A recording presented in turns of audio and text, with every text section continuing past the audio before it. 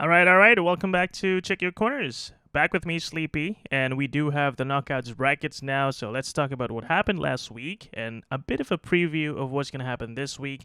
So before we start, click on that subscribe button, hit the like button, and comment down below what you think about today's video, and we'll get into a bit of a discussion about what's going to happen this week. So thank you guys for tuning in. Enjoy the video. Now, learning from last week's video, I don't want to get into too much detail because this is going to be like a 3-hour podcast if we do that. So let me just give you a bit of, I guess, some highlights of what happened last week. And I just want to talk about this APAC playoffs turning into its default setting, which is Southeast Asia playoffs, because unfortunately, South Asia and Oceania have been eliminated altogether from the APAC playoffs. Bonkers gave us a fight. Yes, they did lose, but the first map went 17-15 in favor of Bonkers. But unfortunately, they lost the rest of the two maps, 15-13 and 15-13. So yeah, all three maps went to overtime, and this gave us a bit of an insight into what Oceania and Australia, to be specific, is capable of, and I really want to see them more in Stage 2. And this performance coming from a team without organizational support is, well, bonkers. And I hope you guys can, I guess, help spread the word around. They are looking for an org, and they are willing to relocate. So hey, if you want some Aussies to play for you and for your brand, then give them a DM. I guess you can just reach out and take a chance. So there's that. So once again, huge shout out to Bonkers, and specifically I want to shout out RD Wardell, because he showed us some really good operator skills, and I want to see more of it in the future. So hopefully Stage 2, they get an org. We'll see more RDW. And well, Minimize, I did say last week that I want to have something to shit talk you about, but honestly, after last week's performance, all I can say is good shit, guys. So nice try, Bonkers. We'll see you in Stage 2. South Asia's last hope, VLT, just fell short, unfortunately. They lost 14-12 against Full Sense after a 9-3 first half lead, and they lost to SBE 13-11 after an 8-4 first half lead, and this gave birth to a meme saying that VLT is the best first half team in Asia Pacific, and it shows. And what this tells us is they struggle to close maps, right? And I think that's due to minor mistakes, easily fixable mistakes. Like, there are things that just didn't compute, coming from a tier 1 team from South Asia. There's just no place for these mistakes here in APAC playoffs and at this level. So I'm hoping that VLT will just put their heads down and fix those mistakes and come back better in Stage 2.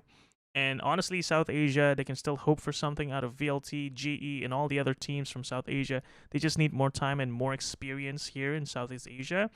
And I'm very positive that they will show us even better stuff later coming in Stage 2. So, yeah, it's just about time. And we're just going to have to be a little bit more patient. There's that. And with VLT getting eliminated, that, well, again, it resets the APAC playoffs into the Southeast Asia playoffs because, well, the two teams outside Southeast Asia, Bonkers and VLT, gone. So let's talk about Southeast Asia a little bit. So now that we're talking about Southeast Asia, I just want to mention Vietnam as a region that didn't really show up in the APAC playoffs. Sure, they made it through to the group stages. We have Cerberus and also Fancy United. And again, Fancy United became one of my favorite teams to watch because of their bravery and creativity in terms of agent compositions. But creativity alone doesn't guarantee a slot in the knockouts, and it doesn't make you a tier 1 team. But sure, that gave us an insight into what they're capable of, but it is slightly disappointing, to say the least, that they still haven't managed to beat any of these other Southeast Asian teams. And, well, they've got work to do, right? We still see a lot of the minor mistakes we talked about when we were talking about VLT and Bonkers. And this is something that they can fix. Again, not too hard to fix mistakes, but they have to get the work in. So I hope Vietnam will show up again later in stage.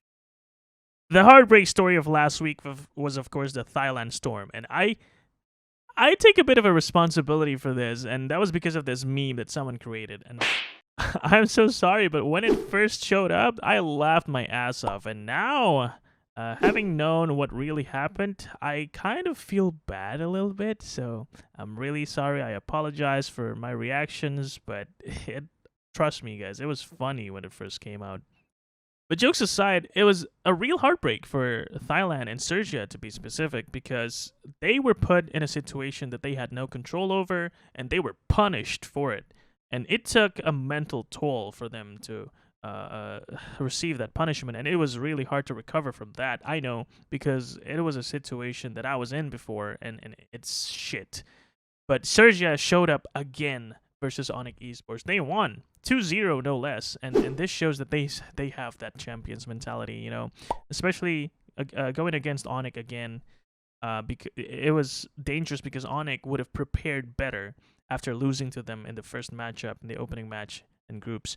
So Serbia winning against Onik again is really, really a huge deal, and this shows that they are the better team for now. And Onik did show us a good fight against Serbia, but it was not enough. And so congratulations to Serbia for making it to knockouts. And a huge shout out to the Thailand people, because they supported Serbia relentlessly. But I do want to talk about something here. There's just no one to blame, guys. You can't blame Riot for giving them a ruling that I guess is part of the policy over there. And you can't blame Bleed Esports, because Bleed Esports didn't ask for a Thailand storm.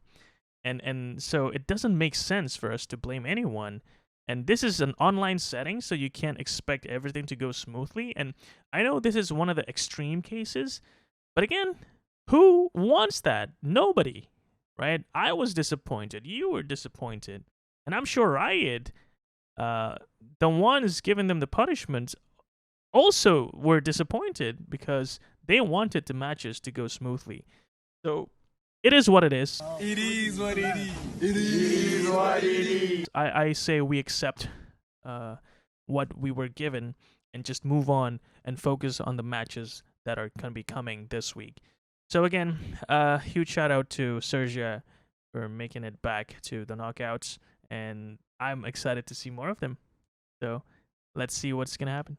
The last thing I want to talk about before we move on to knockouts is this composition by PaperX on Fracture versus Persija, where Forsaken played Neon, and I was really taken aback by that match, because PaperX were bringing this new approach to the game, relying on Neon's timing with her abilities.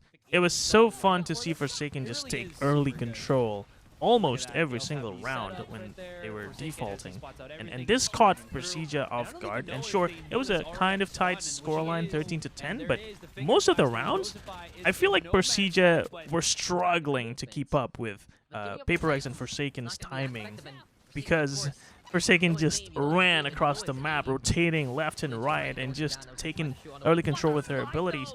And this was something fun, because the thing that I was worried about with the APAC playoffs was we were not seeing a lot of Fracture, and so this gives me like a worry where if we manage to qualify to Iceland, two of our teams will, and they're gonna be forced to play Fracture.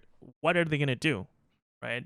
And with this Fracture composition and this Fracture game by PaperX, I'm not worried so much, because, well, they've proven to us that they know what they want to do, and they're trying different stuff, and this gives me hope that Asia Pacific will be able to compete even in Fracture.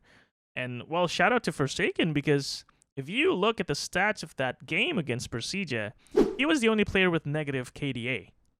And Forsaken, we know him to be this killing machine who would rarely have a negative KDA, even against some of the top EU and NA teams. But him willing to sacrifice his KDA, playing an agent that focuses on entrying and just winning timings for his team, shows that he is a professional. And PaperX is very fortunate to have him. And I would love to see more interesting compositions like this one, not just from PaperX, but also from the other teams. And they have a few days to prep, and I want to see this teams go all out. And with that, we are going to start talking about the knockouts brackets. First things first, of course, teams that qualified to the knockouts. From Group A, we have Boom Esports and MITH, made in Thailand. From Group B, we have PaperX and Persija Esports. From Group C, we have none other than Bleed Esports and Surja. And from Group D, we have Full Sense and Southbuilt Esports, the last hope of the Philippines. What you'll see on your screen now is the brackets for the knockouts, and I'll also be linking it down in the description if you want to check it out. Let's talk about each of the matchups. Full Sense versus Persija Esports is going to be a banger. Full Sense, of course, with John Alton showing up last week, just breezed through their group with 2-0 victories, and I'm really just hoping John Alton be consistent and show us more of those stuff he did show us last week here this week in the knockouts, and that would give them an easy access to win Persija, but can't sleep on Persija either, because last week against PaperX, Flinch, the player that we highlighted, showed up really big. Problem is, after 39 kills on Breeze, he fell off in the third map and just didn't show up. And this is a worry because consistency is one of the major factors to determine whether you're a tier 1 team or not, and Persija will have to figure that out. But even though I think Persija have a great chance to beat Full Sense, I think Full Sense will be able to take this one home. I know a lot of you say Bleed Esports got lucky making it to the knockouts through a forfeit win against Surja, but I think Bleed Esports also showed us some good stuff, especially Pith, one of the 2 European players they brought in over to Singapore. He was really strong as a player, and this gives me hope, right? If you have one anchor that can just play and be self-sufficient in the team, I think Bleed Esports can really explore different things they can do in the game, and this will give them an edge over Made in Thailand, which also I think is a very good team. But honestly, Made in Thailand probably still struggle because they are kind of new, not the players themselves, but the team. And Bleed Esports, even though they are also new, they have a lot of experienced hands working on the Bleed Esports project. And I think Bleed Esports will win this one as well. Now, this match is something that I'm really looking forward to watch. Boom Esports versus Surja Esports, 2 giants in the Southeast Asian scene.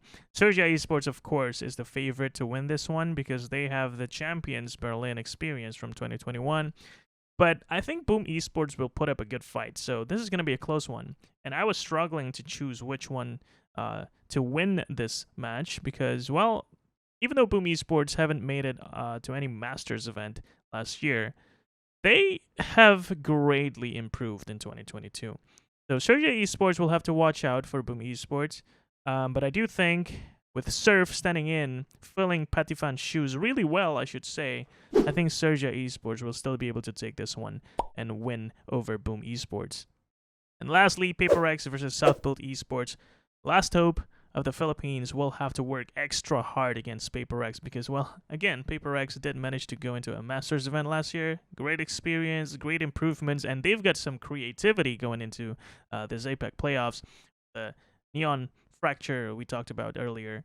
So Southbuilt Esports, they were kind of struggling, even though they did win 2-0 victories coming from the lower bracket and groups. Still, PaperX, they will be able to show Southbuilt Esports how to play this game, and Southbuilt Esports will have some proving to do against PaperX. So it's really up to them, but I think PaperX got this, and they will be the one moving on into the upper semifinal. Now, beyond these day 1 matches, there's not much I can talk about because these are not guaranteed results. These are just my predictions and my gut feeling about who's going to win which series. So why don't we just wait and watch, and once we have the real results, once we have the champions of the APAC playoffs, then let's talk about it. Because for now, these are all just speculations. But there's that. And if you ask me who's going to make it all the way to the grand finals, including the 2 slots, the 2 teams that will be making it to Masters Iceland 2022, I'll be rooting. Well, not really rooting, but I think there is a big chance that Full Sense will show up big. And I don't know if this is high copium coming from my side, but I think Boom Esports have showed us some really good stuff and consistency, and this will allow them to make it all the way to Masters Iceland. So that's what I have for you guys for this video. I know it's a bit short. I know it's not as detailed as it was before, but I think what's exciting is next week, because we will have the champions of the APAC playoffs. We will have the 2 teams representing our region in the Masters Iceland 2022. That will be more fun to talk about. And so this is just a bit of a preview and just a bit of a recap of what happened last week. So I hope you guys enjoyed that, and we'll talk more about these teams and the APAC playoffs next week. But for this video, I hope you guys enjoyed it, even though it was a short and not detailed as much as it was. Still, give it a like, subscribe for more, and I will see you guys again next week. So until then, don't forget that I do host watch parties. So whenever the game's happening, come by to my Twitch channel. That is at Sleepy Studios TV, and we can talk about the games, and I will give you some analyses on the games and the rounds, and I guess that can give you a bit of an insight into what's going on in each of the teams that's playing. And I hope you guys are going to be hanging out with me as well throughout this week's knockouts. So we'll see you guys again next week, and until then, don't forget to check your corners.